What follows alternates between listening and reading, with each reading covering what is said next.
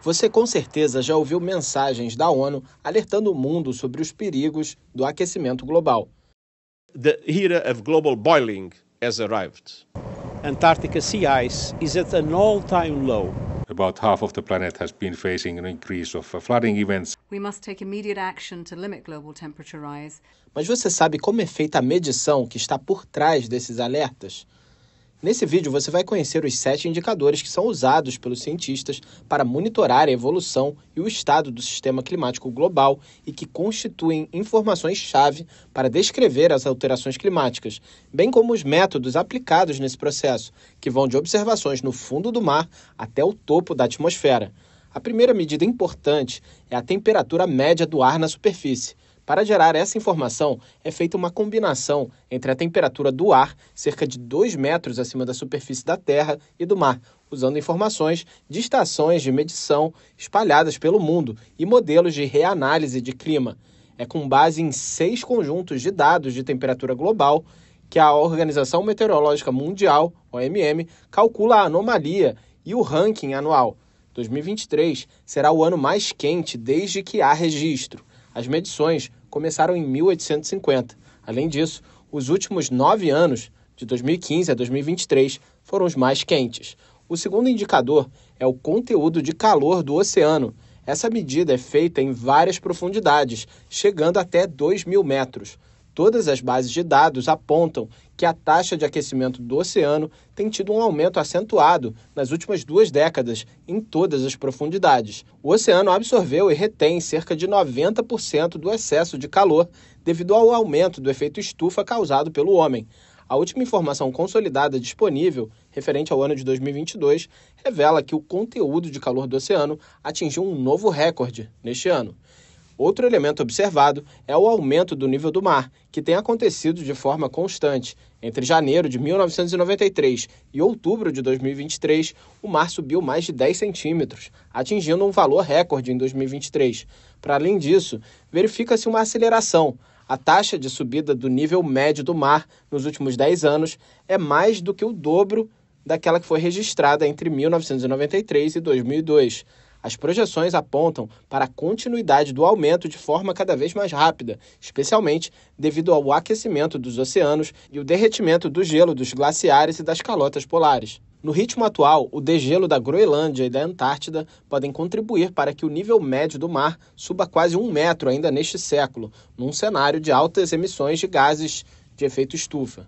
O quarto indicador é a massa glacial. Os chamados glaciares ou geleiras são uma grande massa de gelo que pode levar até 30.000 anos para se formar. Elas estão presentes em várias partes do planeta, principalmente no topo das mais altas montanhas. As geleiras armazenam 70% da água doce existente no planeta. Desde os anos 70, houve uma diminuição média de mais de 30 metros na espessura dessas geleiras. Em agosto de 2023, foi registrado na Suíça um novo recorde de altitude para o ponto na atmosfera em que a água congela, que ficou em 5.298 metros. Isso é bem mais alto do que o topo das mais altas montanhas da Europa, como Mont Blanc, que tem 4.811 metros. A quinta medida é a extensão do gelo marinho. Novos números mostram que em setembro deste ano, o gelo marinho da Antártida era de 1,5 milhão de quilômetros quadrados menor que a média, uma área aproximadamente igual a Portugal, Espanha, França e Alemanha juntas. É bom lembrar que o gelo também tem o papel de refletir a luz do Sol, então conforme reduz a camada de gelo do planeta, mais calor fica retido e isso acelera ainda mais o derretimento do gelo que resta. O sexto indicador observado é a acidificação do oceano. Os mares absorvem cerca de 23% das emissões anuais de CO2 geradas pelo homem, mas pagam um preço ecológico elevado por isso. O CO2 reage com a água do mar, aumentando sua acidez, e isso coloca em perigo os organismos vivos, afetando inclusive a pesca e a aquicultura.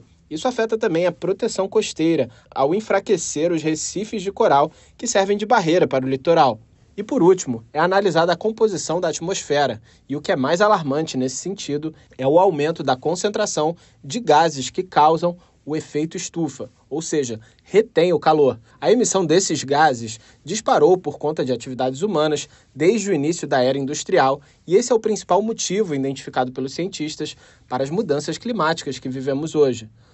And for example, now we have 150% more carbon dioxide in the atmosphere than we had during the pre-industrial times. O principal gás do efeito estufa é o dióxido de carbono, CO2.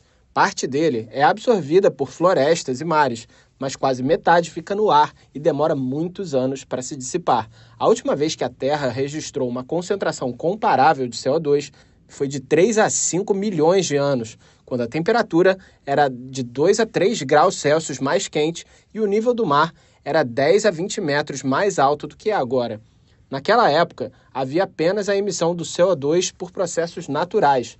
Hoje, a emissão de CO2 gerada pelo homem, embora seja menor do que aquela resultante dos processos naturais, causa um excesso que não tem como ser absorvido, gerando um desequilíbrio fatal. Você pode estar se perguntando de onde vêm todos esses dados e como eles são produzidos.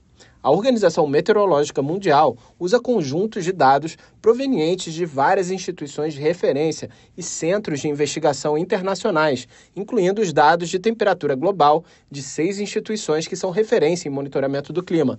A primeira delas é a Administração Nacional de Aeronáutica e Espaço dos Estados Unidos, a NASA. Essa agência tem pelo menos 42 satélites e instrumentos espaciais dedicados a medições ligadas ao clima na Terra. Para você ter uma ideia, um deles existe apenas para medir a espessura do gelo marinho e a altura da copa das árvores usando uma tecnologia com laser. Outros 3 são especificamente dedicados a medir a concentração de dióxido de carbono na atmosfera. A segunda organização de referência é a Administração Nacional Oceânica e Atmosférica dos Estados Unidos, que possui ou opera 17 satélites, 1.322 boias marinhas, 15 navios e 9 aeronaves para monitorar o clima. Além disso, a agência organiza uma base de dados com registros de mais de 100 mil estações meteorológicas de 180 países e territórios. A terceira fonte de dados é o Met Office, o Serviço Meteorológico Nacional do Reino Unido, fundado em 1854. O centro inglês é uma referência devido à sua capacidade tecnológica, baseada no uso de supercomputadores para realizar previsões meteorológicas e projeções de alterações climáticas.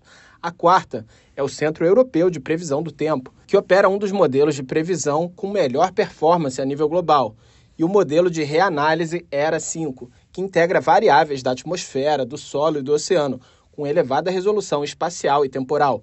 A quinta fonte da OMM é o Grupo Berkeley Earth, uma organização científica independente especializada em ciência de dados, que estuda tendências, faz análises estatísticas e simulações com informações de estações meteorológicas espalhadas ao redor do mundo.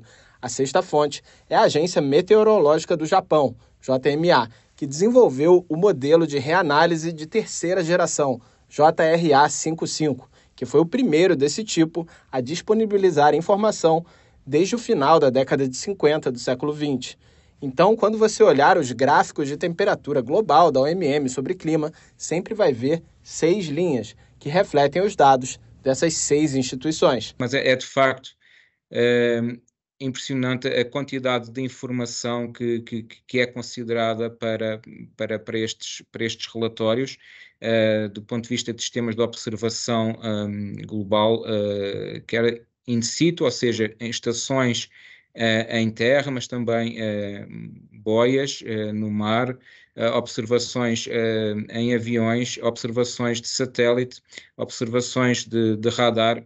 Além disso, a meteorologia é uma das disciplinas onde existe uma cooperação internacional mais longa e melhor sucedida. Os sistemas de observação, incluindo as estações ao redor do mundo, têm que seguir e operar de acordo com especificações rigorosas para gerar dados uniformizados, confiáveis e robustos.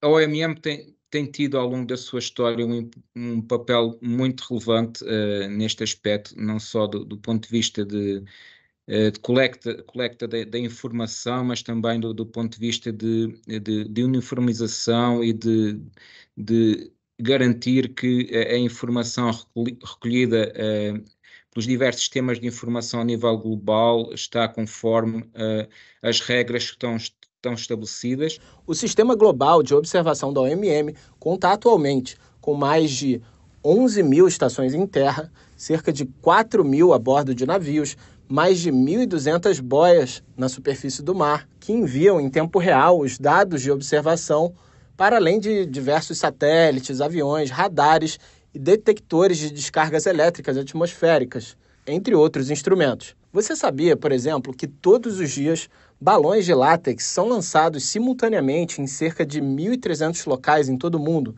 São mais de 2.000 balões meteorológicos reunindo observações diárias em tempo real, sendo que em muitos locais são feitas 2 sondagens por dia. Todo esse compartilhamento da informação que vem dessas estações e meios de observação alimenta as bases de dados e modelos climáticos, que são usados em estudos rigorosos sobre as causas do atual aquecimento do planeta. É por isso que, segundo a NASA, 97% dos cientistas de clima que estão ativamente desenvolvendo e publicando estudos concordam que os seres humanos estão causando o aquecimento global e as mudanças climáticas.